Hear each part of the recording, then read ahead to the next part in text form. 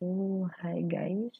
Today's video we're going to do the summary of the chapter 8, which is subnetting IP networks. So, I already made the PowerPoint presentation for this chapter, the summary for this chapter. Then you will go to the NetAcad to see the summary of that chapter 8, subnetting IP network. So, let's start. So the first one for this chapter is the reason for subnetting. So why is this? So subnetting reduces overall network traffic and improves network performance.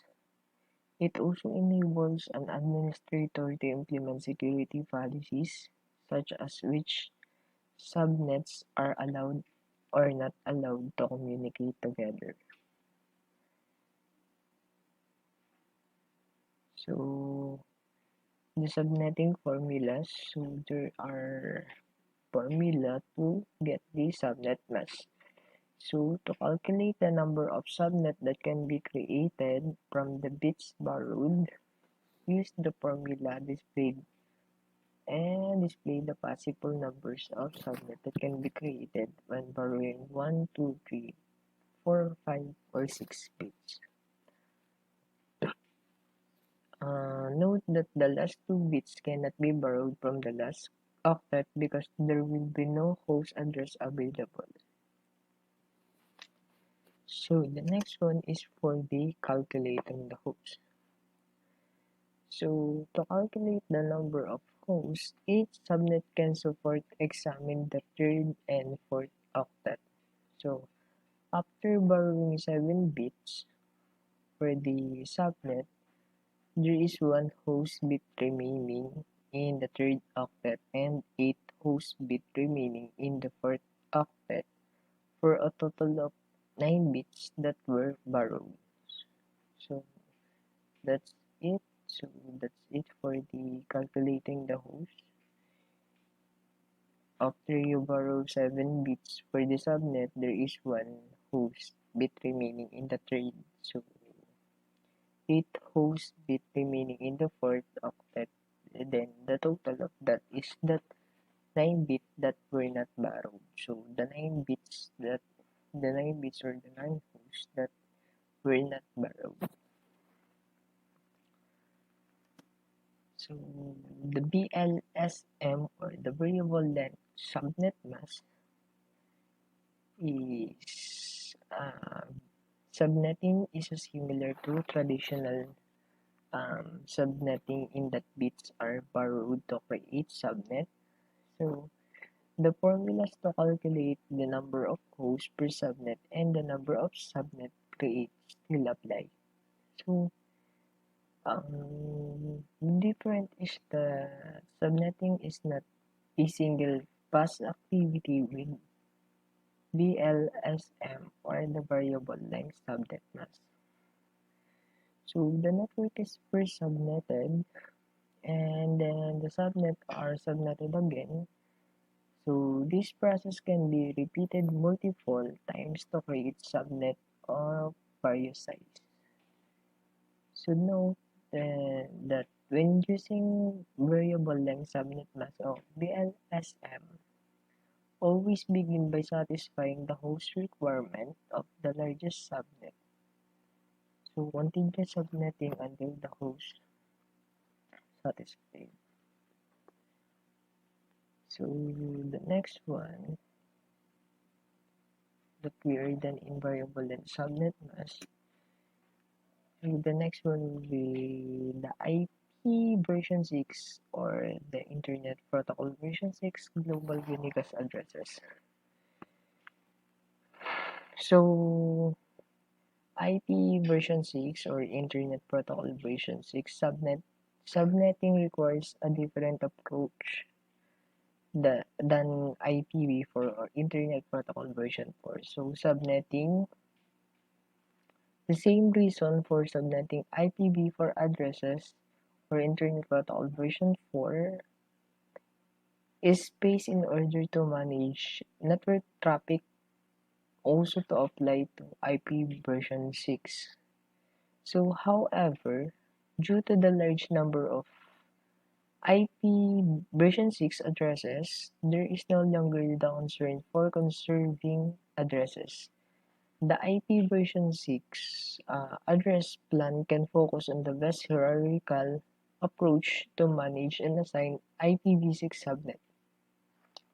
Refer uh, okay, uh, obstruction of IPv6 global unique addresses.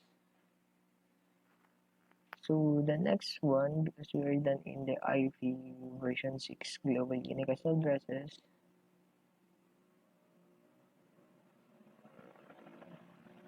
is we are going now to the chapter 8 NetACAD subnetting IP networks. So the process of segmenting a network by dividing into multiple smaller network space is called subnetting.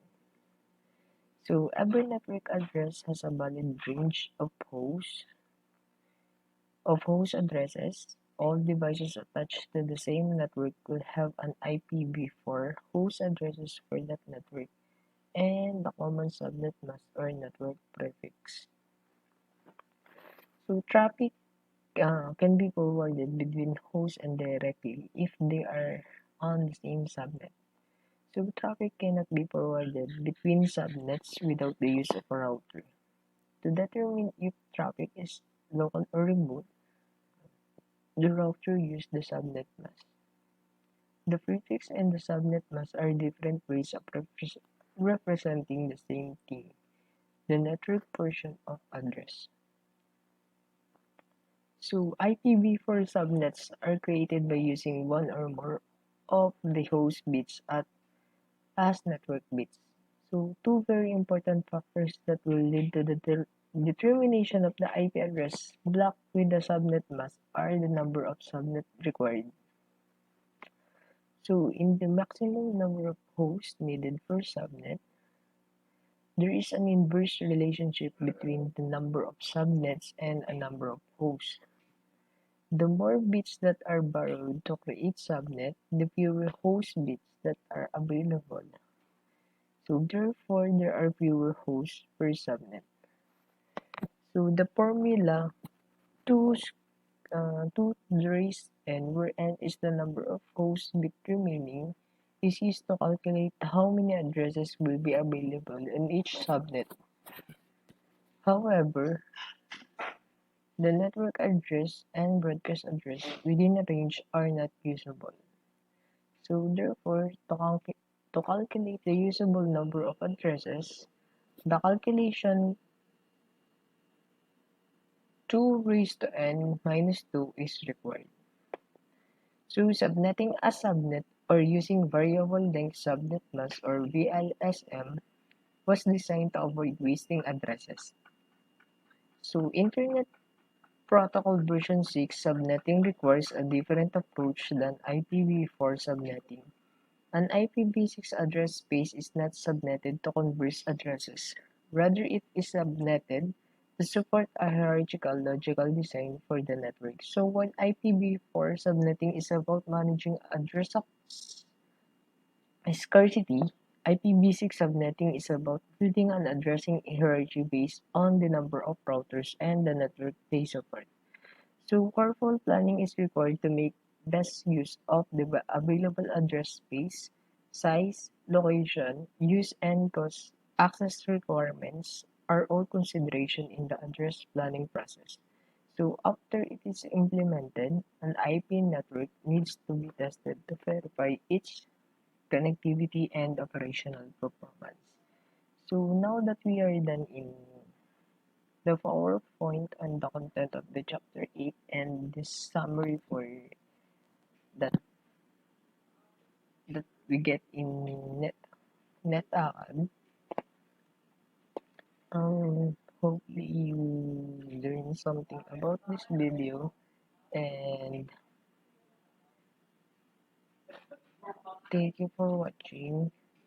And if you have a question, feel free to ask. thank you for lending me some times of your for listening to this video. And have a good day and God bless.